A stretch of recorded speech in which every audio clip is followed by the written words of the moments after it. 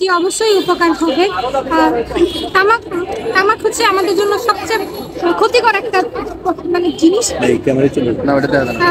আমরা তরুণ সমাজ সবচেয়ে বেশি এটাতে ইফেক্টেড হচ্ছি।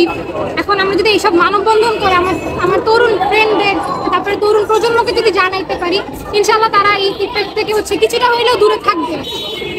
আর তামাকের জন্য হচ্ছে কি ছেলেদের পাশাপাশি আমরা মেয়েরা, আমরা যারা স্মোক করছি না তারা আরো বেশি ইফেক্টেড হচ্ছি, পরোক্ষভাবে ইফেক্টেড হচ্ছি। যারা ধূমপান করছে তাদের সাইডে থেকেও আমরা কিন্তু পরোক্ষভাবে ধূমপানের শিকার হচ্ছি।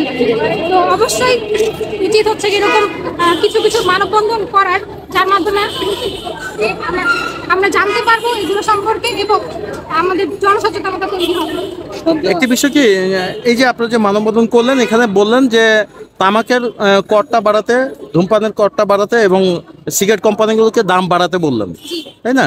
তো আপনার কথা দিয়ে যদি আমি ধরি যে বাংলাদেশে প্রতিদিন প্রায় 4.5 কোটি থেকে 5 কোটি মানুষ ধূমপান করে, যদি পার সিগারেটে যদি 1 টাকা করে দাম বাড়ে, তাহলে প্রতিদিন সিগারেট কোম্পানিগুলো দাম বাড়াচ্ছে কত? প্রতিদিন আগের দাম তো লাভ আছেই, সেই সাথে নতুন করে আরো 5 কোটি সিগারেটের দাম বেড়ে গেল, সিগারেট কোম্পানিগুলো 5 কোটি নতুন করে লাভ যুক্ত হলো। তো এই যে আপনার যে 5 কোটি সিগারেটের দামটা বেড়ে গেল, ধরুন আপনাদের এই প্রোগ্রাম করতে খরচ গিয়েছে কত, ধরলাম 10,000 টাকা খরচ গিয়েছে। এই আপনাদের এই বক্তব্যের পরে সিগারেট কোম্পানিগুলো যখন দাম বাড়িয়ে দিবে, তাদের তো 5 কোটি টাকা লাভ হবে প্রতিদিন। এবার 30 দিন হিসাব করেন, 5-30-এ কত হয়? আমরা তো তার জন্য যাচ্ছি করটা বাড়াই, কর বাড়ালে সরকার লাভ হচ্ছে, সিগারেট খাওয়া তো বন্ধ হচ্ছে না। আপনি বলছেন যে সিগারেটের দামটা, করটা বাড়িয়ে দিক, মানে কর বাড়ানোর ফলে সিগারেটের দাম বাড়বে।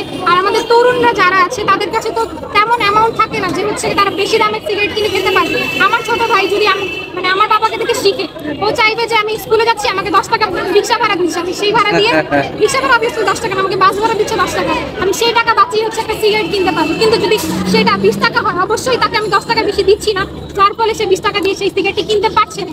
আপনার ঠিক আছে, আপনার এই কথাতে আমি আবারও যোগ করি, সেটা হচ্ছে গত 5 বছর জরিপে দেখা গিয়েছে বাংলাদেশের ধূমপায়ীর সংখ্যা আরো 5 গুণ বেড়েছে, 5 গুণ বেড়েছে। অর্থ বছরে কিন্তু